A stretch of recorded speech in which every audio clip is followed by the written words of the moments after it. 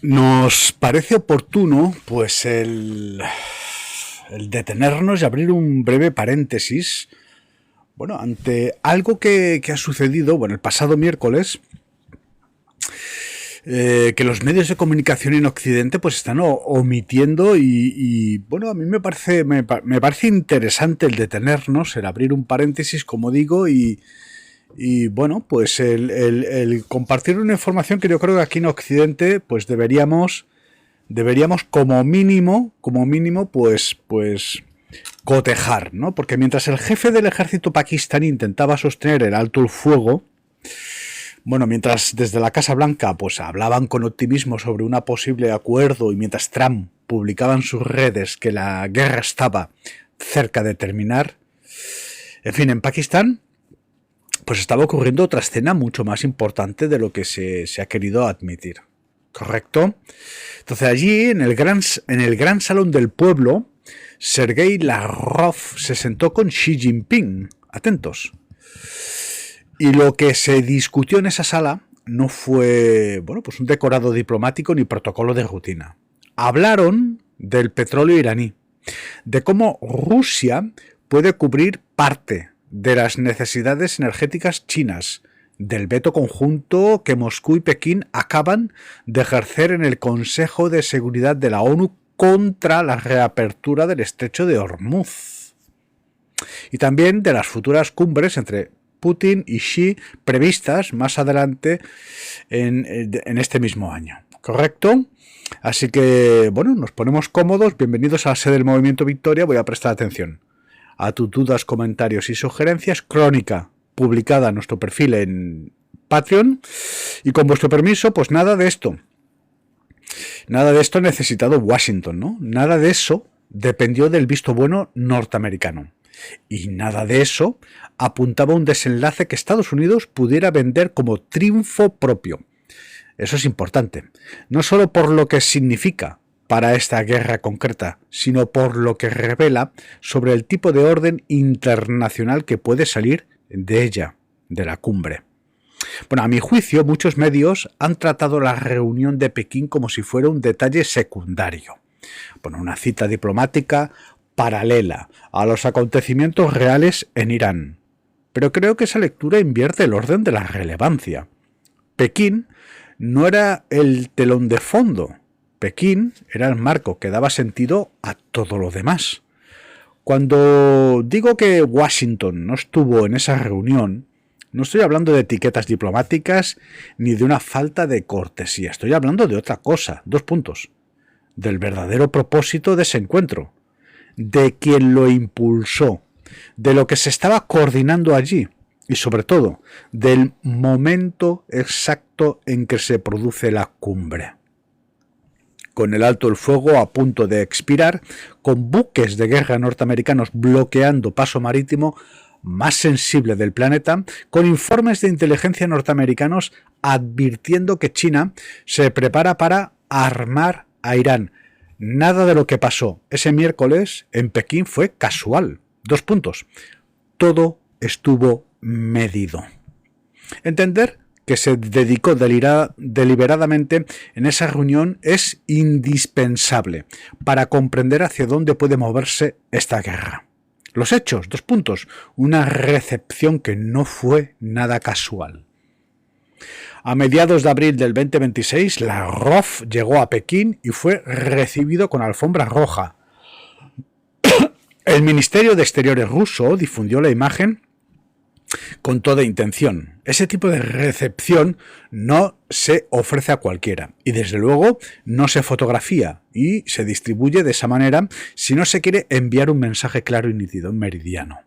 Moscú quería que el mundo viera a su canciller recibido con honores en Pekín exactamente mientras Estados Unidos ejecutaba un bloqueo naval sobre Irán. Lavrov se reunió primero con Wang Yi, y el ministro de Exteriores chino confirmó que ambos mantuvieron lo que descubrió como intercambios profundos sobre 3 asuntos. 2 puntos. El conflicto entre Estados Unidos e Irán, la situación en el Indo-Pacífico y la guerra en Ucrania. No hablaron de un solo frente, hablaron de tres. Y eso es importante. El Indo-Pacífico es, en el lenguaje diplomático, una manera de hablar de Taiwán, del mar de China meridional y de la presencia militar norteamericana en la región, no podemos olvidar. Y Ucrania es el escenario donde Rusia y China coinciden desde hace tiempo en su posición a la posición respaldada por Washington. Al día siguiente, Lavrov fue recibido por Xi Jinping en el Gran Salón del Pueblo. Xi utilizó un lenguaje que conviene escuchar con atención porque en diplomacia las palabras pasan y pasan por algo. Dijo que la relación entre China y Rusia es especialmente valiosa en medio de la actual turbulencia internacional y llamó a ambos países a defender con firmeza sus intereses legítimos y a proteger la unidad del sur global. Eso no suena como la voz de un mediador neutral, suena como la voz de una potencia que ha decidido que sus intereses están siendo puestos a prueba y que necesita coordinarse con otra para defenderlos. Cuidado. Los intereses concretos, energía, vetos y señales a Teherán. Bien, esos intereses no son teóricos, son muy concretos. Buena parte del petróleo que alimenta a China pasa por el estrecho de Hormuz y Hormuz está bloqueado por Estados Unidos, ¿correcto? La economía china está absorbiendo el impacto del encarecimiento energético provocado por esta guerra en relación entre Pekín y Teherán, fundamental para el abastecimiento del crudo. Repito, la relación entre Pekín y Teherán es fundamental para el abastecimiento de crudo. Está bajo presión por las sanciones norteamericanas y por la amenaza constante de represalias secundarias. Y por encima de todo, la rivalidad estratégica entre Pekín y China, entre China y Estados Unidos, se está desarrollando al mismo tiempo que Washington exige a Pekín que elija entre su vínculo con Irán y su relación con América. Lavrov, por su parte, no dejó demasiado margen a la interpretación. Dijo públicamente que Rusia puede cubrir los déficits energéticos que China sufre como resultado del bloqueo de Hormuz, ampliando los envíos de petróleo y gas licuado mediante oleoductos, trenes y buques cisterna. En el primer trimestre del 2026, el 90% de las exportaciones de crudo ruso se dirigieron a China e India. Lo que esto significa es bastante claro. La guerra estadounidense contra Irán, al cortar o dificultar el flujo energético que China recibía a través de Hormuz, ha empujado a Pekín hacia una dependencia aún mayor de los suministros rusos. Importante. Un error de cálculo. Y Lavrov fue a Pekín precisamente para consolidar ese entendimiento. La arquitectura paralela a un sistema que opera al margen de Washington, pues más allá de los comunicados oficiales, creo que esa reunión debe entenderse dentro de un marco más amplio. El concepto que mejor lo explica es el de una arquitectura paralela. Durante décadas el sistema internacional giró alrededor de una sola arquitectura de poder dominada por Estados Unidos, instituciones financieras moldeadas por Washington, alianzas militares dirigidas por Washington, puntos de estrangulamiento comercial vigilados por Washington, el dólar como moneda central del sistema, SWIFT como columna vertebral de los pagos internacionales y la Fuerza Naval norteamericana como instrumento último de coerción. Ese sistema nunca fue un acto de pura generosidad. Fue una forma organizada de poder y funcionó porque ofrecía beneficios suficientes a suficientes actores como para mantener el consenso, aunque siempre benefició más a Estados Unidos que a nadie. Lo que Rusia y China han venido construyendo, primero por separado y luego de manera cada vez más coordinada, es una cosa, una arquitectura paralela, los BRICS. No una sustitución total del sistema norteamericano, al menos no todavía, pero sí un conjunto de mecanismos alternativos que permiten operar parcialmente al margen de él cuando las circunstancias lo exijan. Rusia avanzó en ese sistema de pagos alternativos tras las sanciones por Ucrania, y China desarrolló esquemas en yuanes para seguir comprando petróleo iraní pese a las restricciones norteamericanas. Ambos países han coordinado vetos en el Consejo de Seguridad y han profundizado sus vínculos económicos a medida que la presión de Washington crecía sobre cada uno. La reunión de Pekín fue la demostración más visible de esa arquitectura entrando en funcionamiento en tiempo real, y lo hizo, a mi juicio, pues en 3 niveles simultáneos. El primero fue el energético. Atentos. Lavrov dijo con todas las letras que Rusia puede compensar la pérdida de crudo de China sufre por la crisis de Hormuz. Rusia dispone de oleoductos a través de Siberia, rutas de transporte marítimo y capacidad ferroviaria terrestre, y además una integración energética con China que se ha acelerado desde el 2022. Lo que Washington diseñó como una medida de presión sobre Irán ha tenido un efecto secundario de enorme alcance. Ha acelerado el giro chino desde el petróleo de Oriente Medio hacia el petróleo ruso. Cada día que el bloqueo continúa es un día en que esa dependencia se profundiza, y también un día en que Pekín tiene menos incentivos para apoyar una resolución de la guerra en los términos dictados por Estados Unidos. El segundo, pues el punto diplomático. Rusia y China vetaron en el Consejo de Seguridad una resolución orientada a reabrir el estrecho de Hormuz. Ese gesto, que pasó casi desapercibido en buena parte de la prensa occidental, es uno de los hechos diplomáticos más importantes de toda la guerra. Estados Unidos acudió a la ONU, una institución cuya arquitectura ayudó a fundar durante décadas de dominio, para intentar legitimar la reapertura de una vía marítima por la que circula alrededor del 20% del crudo mundial. Y Rusia y China dijeron no. Lo hicieron juntos, de forma oficial, abierta y registrada. Eso no es un trámite diplomático, es un desafío directo al liderazgo norteamericano en el foro multilateral más simbólico y significativo del sistema internacional, la ONU.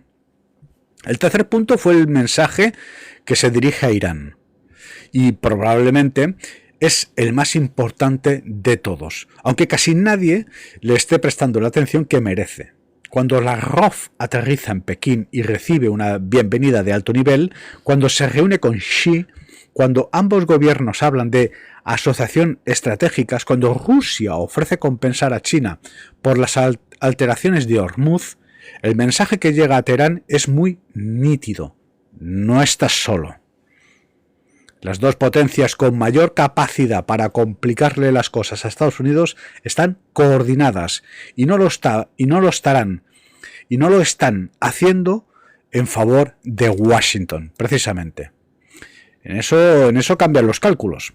La decisión iraní de extender o no el alto el fuego, de aceptar o no las condiciones estadounidenses sobre el enriquecimiento nuclear depende en gran parte de cómo Teherán evalúa el coste de resistirse. Si Irán creyera que desafiar a Washington lo dejaría completamente aislado, sin respaldo comercial, sin protección diplomática y sin amortiguadores estratégicos, la presión para aceptar un acuerdo sería mucho mayor. Pero si concluye que China seguirá comprando su petróleo, que Rusia seguirá ofreciendo inteligencia y apoyo político y que ambos continuarán bloqueando en la ONU iniciativas contrarias a sus intereses, entonces el incentivo cambia. Resistir parece más viable y aceptar una rendición sobre el programa nuclear parece menos necesario.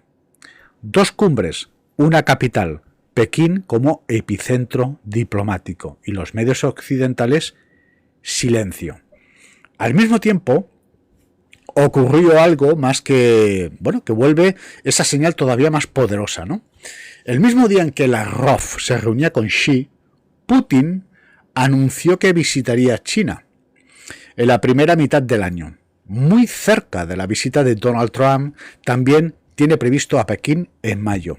2 cumbres, 2 grandes líderes, la misma capital, importante, con semanas de diferencia. Eso tampoco es casual. China se está presentando como el espacio indispensable de la diplomacia entre grandes potencias. Todos terminan yendo a Pekín. Eso no es la conducta de un país que observa la guerra de Irán desde la grada. Es la conducta de un país que entiende que esta guerra le ofrece la oportunidad de demostrar que hoy es el escenario diplomático más importante del planeta. ¿Quieren Rusia y China que esta guerra termine? Esta es la gran pregunta. ¿Los chinos o los rusos quieren que termine la guerra? Bueno, pues es una pregunta inevitable.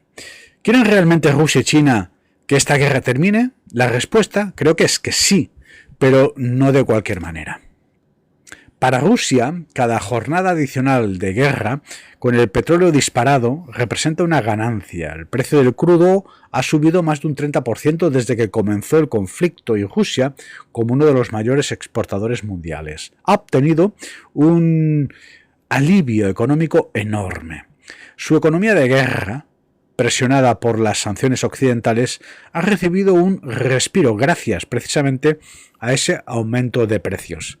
Desde el punto de vista financiero, una solución rápida que reabre Hormuz y devuelve el petróleo a niveles previos no es exactamente la opción más conveniente para Moscú.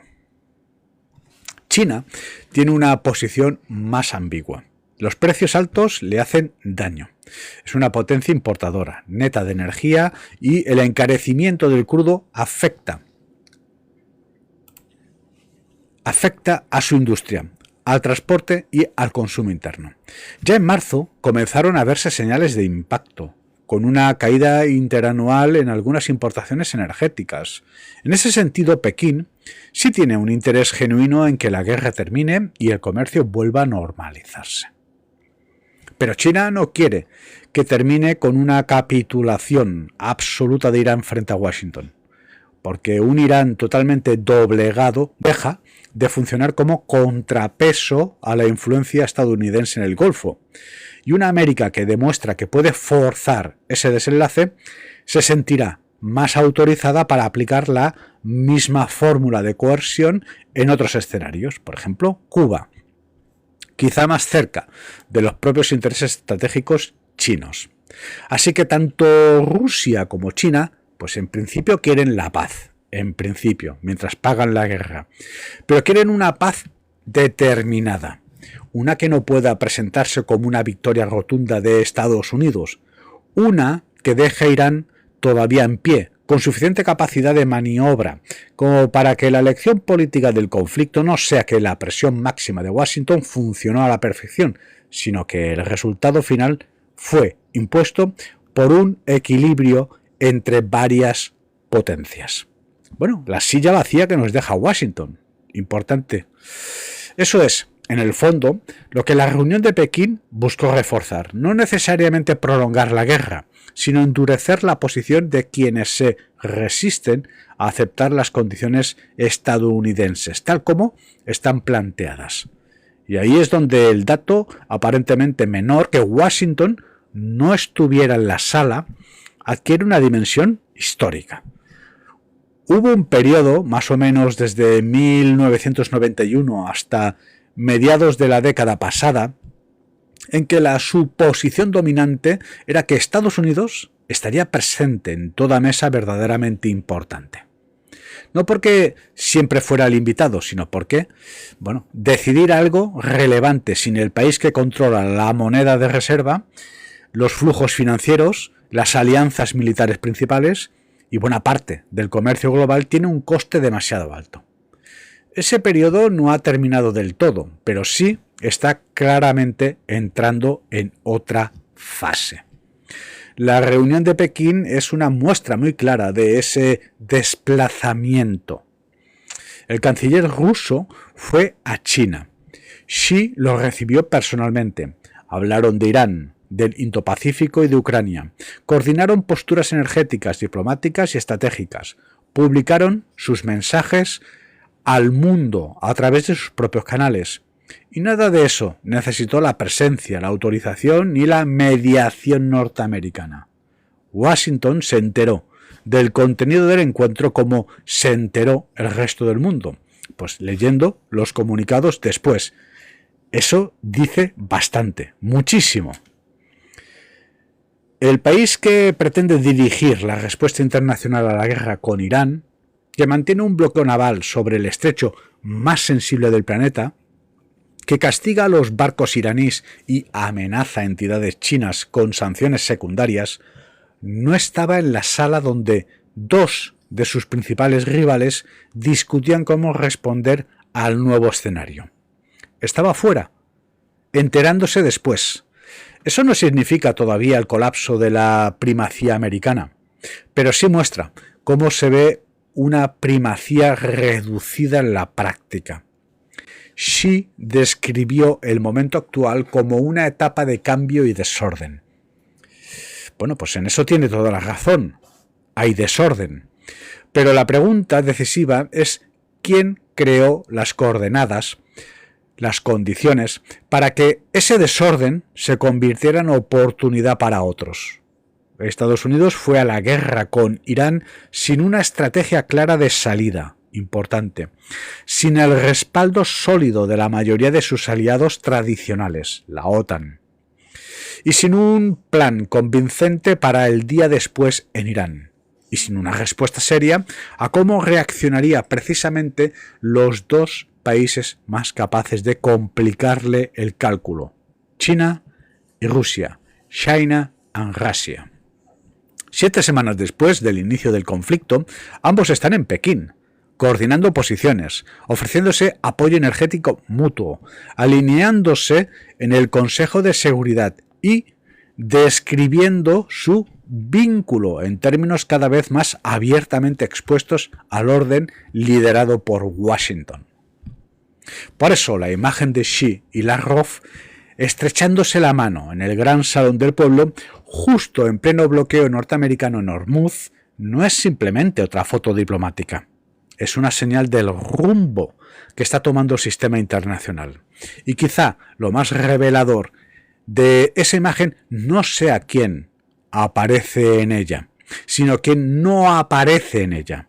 La silla vacía de Washington en una conversación que puede acabar redefiniendo Oriente Medio, pues es significativa. Si algo deja claro toda esta historia es que esta guerra no solo está librándose en el campo de batalla militar, sino también en la diplomacia, en la energía y en la forma en que se está reorganizando el poder global. Lo que vimos en Pekín no fue una reunión más, ni una simple imagen protocolaria. Fue una señal de cómo varias potencias están moviéndose para definir el resultado de esta crisis, sin esperar instrucciones de Washington.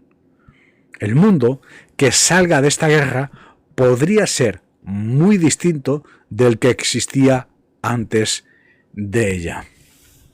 Pues bien, os agradezco la paciencia, la interacción. Mi nombre es José Antonio Señas Grabolosa. Esta es la crónica de hoy. Me ha parecido oportuno, porque los medios occidentales han omitido, han silenciado, ¿no?, esta cumbre. Yo creo que es una cumbre que desde una lectura geopolítica, pues es una cumbre que deberíamos situar sobre la mesa y deberíamos empezar a comprender qué es lo que está pasando, ¿no? Cómo se está trasladando el hegemón no tan solo el hegemón económico a partir de las sanciones, los aranceles de Trump, que abiertamente pues se traslada de Wall Street a Shanghái, sino que ahora estamos observando cómo pues de una forma muy hábil, tanto chinos como rusos están instrumentalizando el conflicto de Irán para, a partir de la diplomacia, pues estar liderando otro tipo de opciones a lo que hasta la fecha pues era un mundo global y unilateral. deciros que el artículo ha sido corregido por inteligencia artificial y estoy encantado porque te agiliza el trabajo y además me lo ha dejado pulido, no, lo siguiente. Ni una falta de ortografía y lo tenéis disponible en nuestro perfil en Patreon. Recordad que hacemos copia de seguridad de esta intervención, que ahora, nada, en 5 minutos vamos a hacer otra intervención en donde vamos a plantear, hoy tenemos programadas 3 intervenciones, a partir de 3 artículos que hemos publicado en nuestro perfil en Patreon. Iros preparando porque este fin de semana os voy a volar la cabeza. Haceros una idea. Un ejecutivo de OpenAI expone la temeraria operación de portales de Sam Altman. Estamos invocando a extraterrestres de verdad. Señor Comecoco, Arturo Bacallao, Feliciano de la Rosa, Mojadris, San Basili, Mundo Sima, Fai, Al Derecho Hurtado, Ciunasis, Nilda. Hacemos copia de seguridad que tenéis disponible aquí en TikTok y también en nuestro perfil en YouTube, que por cierto últimamente estamos recibiendo muchísimas muestras de cariño. Os lo agradecemos y estamos muy atentos, si le dais el me gusta o no de rigor, si pues os inscribís y activáis la campana para recibir notificaciones y lo importante, pues un comentario que solemos leer y contestar. Y por mi parte, simplemente recordaros que podéis contribuir a esta causa a través de nuestra cuenta en PayPal, mvmetaverso@gmail.com. Os pongo un lazo, os agradezco la atención y que tengáis una muy buena jornada.